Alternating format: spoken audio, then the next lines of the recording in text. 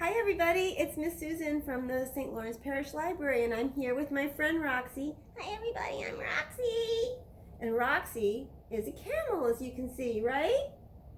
Well, she's a pretty ordinary camel these days, or seems like she's ordinary.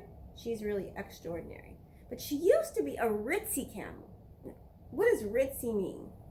Ritzy is a word for something that's like really fancy. Like there's this hotel in New York called the Ritz because it's like really, really fancy.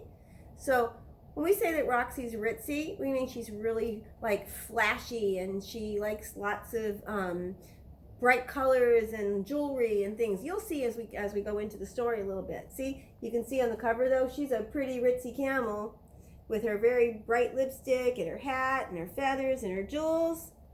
Now, I don't know if you ever remember hearing the priest in church talk about when Jesus said that it was easier for a camel to fit through the eye of a needle than it was for a rich person to get to heaven.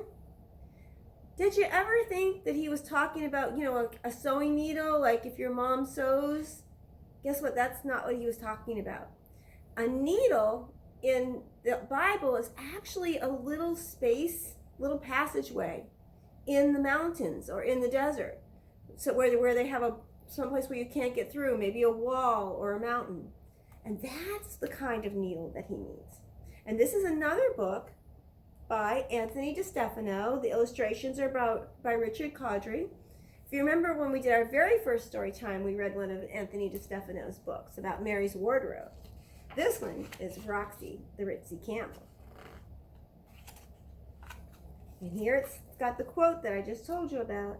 It is easier for a camel to go through the eye of a needle than for someone who is rich to enter the kingdom of God. And that's from the Bible, Mark 10:25. Okay, here we go. Roxy the camel was ritzy and vain.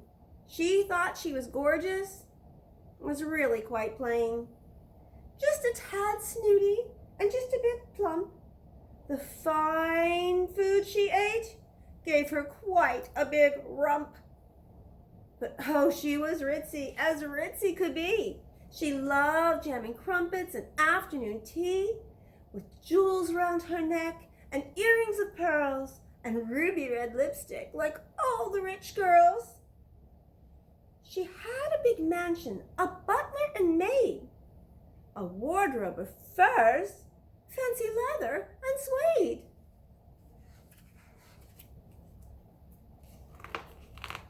See her big mansion? She lived in the desert, as all camels do, which can be delightful, but difficult too. What does the desert not have? There's sand in the desert, no flowers or trees, no cool windy weather, not even a breeze. And worst thing of all, no clouds fill the sky.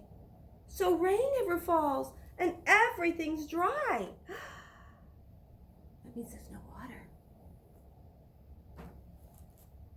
No water for the bathtub, no water for the sink, no water for the swimming pool.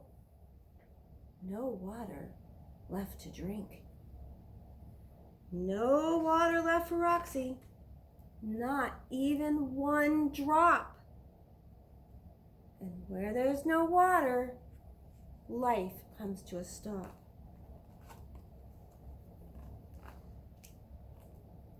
So Roxy decided to find a new home, to leave her big mansion and go off alone. She'd heard of a city all her life long, ruled by a king, wise, good, and strong. A great king of kings, loving and true. His home was a paradise, shiny and new. A bright, sparkling city of beauty untold, with walls made of emeralds and streets paved with gold. And flowing from rivers and streams everywhere was life-giving crystal clear water to spare.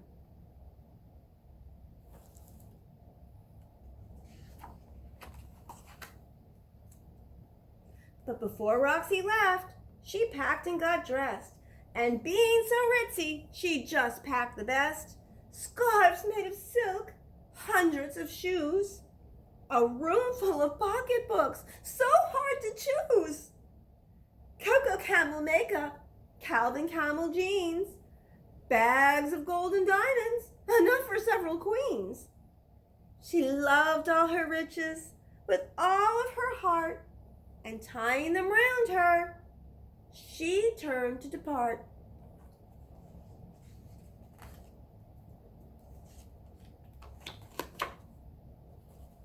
Here she is, all ready to go.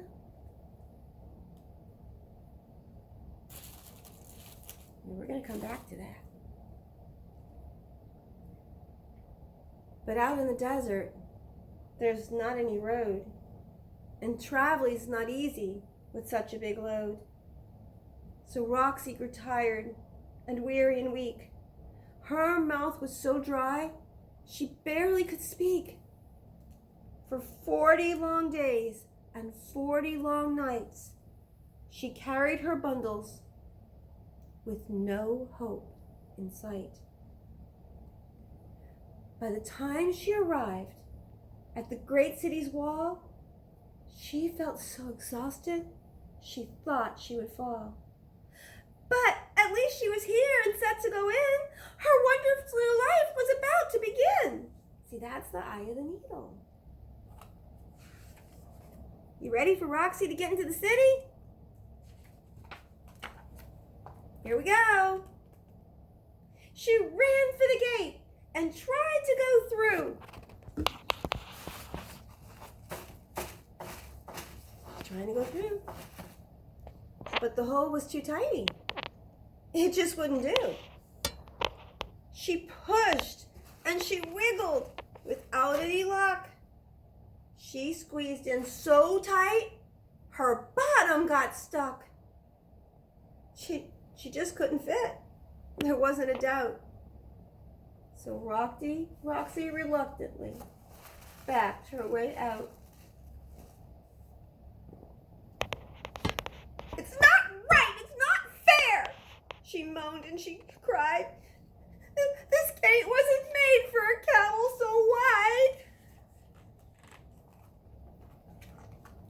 But just at that moment, from way up above, there came flying downward a little white dove. The dove fluttered softly around Roxy's head, then finally landed and quietly said, "Listen, my friend, I tell you it's true. You're too overburdened with things to get through. So lighten your load by sharing your things. Give away all your jewels and your gems and your rings."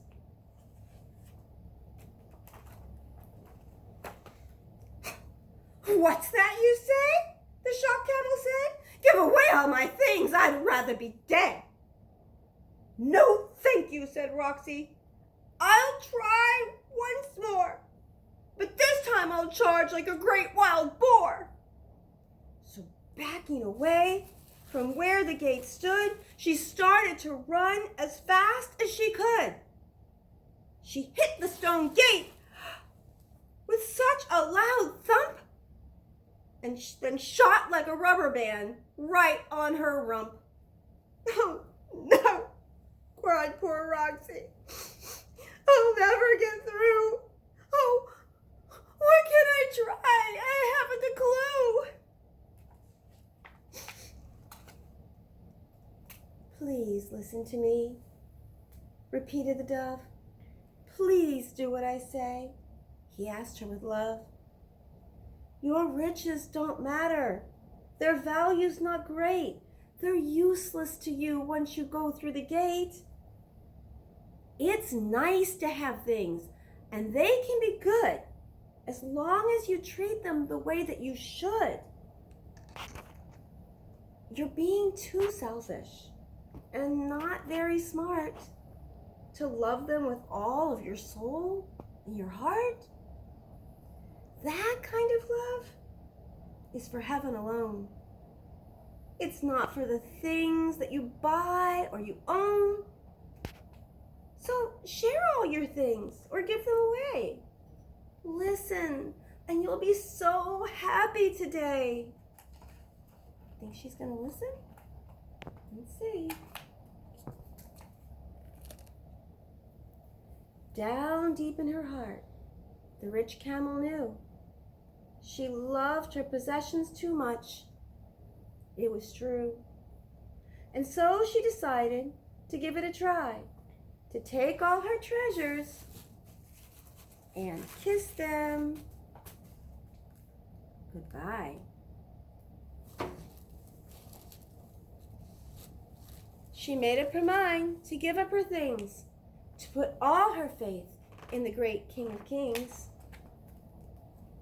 So down by the road she gave to some mules her bags filled with gold and big sparkling jewels. She gave to a fox whose fur was a mess her frilly white socks and bright silky dress. She gave to a slow and lonely old tortoise a diamond tiara that really looked gorgeous. She gave to some snakes, not known for their looks, her collection of hats and posh pocketbooks. She gave to a lion off taking a snooze her bows and her beads and boxes of shoes. And when she was done, she noticed that she was so much more happy and so much more free. Her heart felt so light. Her soul felt so bright. She danced and she floated like a butterfly in flight. And then squinting her eyes, she started to trot. She said to the dove, "Let's give this a shot." She rushed to the gate, but still it was tight. She squished and she pushed with all of her might.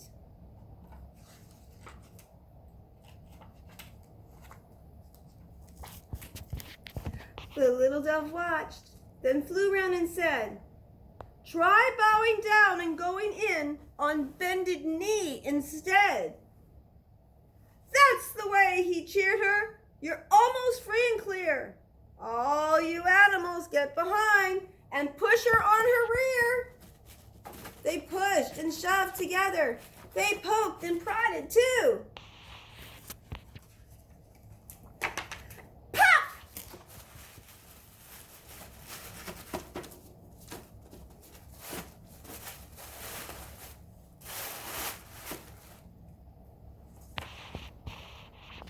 Then suddenly there was a pop, and Roxy made it through. "I did. I made it through. My friends helped." Once inside the city, the camel looked around. She couldn't breathe or quite believe the beauty she had found. Valleys, vineyards, mountains, trees, rising in the air, lakes and rivers, streams and seas, and water everywhere. Best of all, the king came forth and welcomed Roxy in. He said to her, "Well done, my friend. Your joy can now begin. No more thirsting, no more tears, no more pain or strife. In this land of happiness, forever you'll have life." And all the city gathered round and gave a thunderous cheer for Ritzy Roxy, rich with love, at last had made it here. And that's the story of how the camel went through the eye of the needle. Again, this is one of the books by Anthony DeStefano, and you can find the link to his website in the description. Bye, everybody. See you next time.